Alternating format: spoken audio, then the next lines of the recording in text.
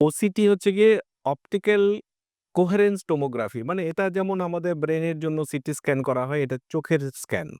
এই স্ক্যানে আমাদের রেটিনার বিভিন্ন অংশকে একদম মাইক্রন লেভেল মানে ভীষণ ছোট, ছোট স্লাইডে করে আমরা কিন্তু দেখতে পারি এবং প্রতিটা লেয়ারকে আমরা পরিষ্কারভাবে বুঝতে পারি কোন লেয়ারে কি সমস্যা হয়েছে। তো এই ওসিটি টেস্ট কিন্তু বিশেষত রেটিনার জন্য করা হয় এবং গ্লকোমার জন্যও করা হয়। কেন? গ্লকোমাতে যে অপটিক নার্ভ রয়েছে, চোখের নার্ভটা সেটা রেটিনার সঙ্গে মিশে রয়েছে।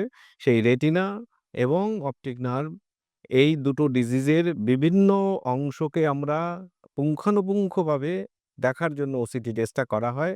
খুব মূল্যবান টেস্ট। এই টেস্ট বর্তমানে আমি মনে করি চোখের সবচেয়ে বেশি আ টেস্টের করার মধ্যে এটা একটা টেস্ট। এই টেস্ট বিভিন্ন ডিজিজে ধরা পড়ে এবং তার রেজাল্ট আমরা খুব হাই রেজোলিউশন এর রেজাল্ট গুলো পাই এবং এটাতে আমাদের ট্রিটমেন্ট এবং ডায়াগনোসিস করতে ভীষণ সুবিধা হয়।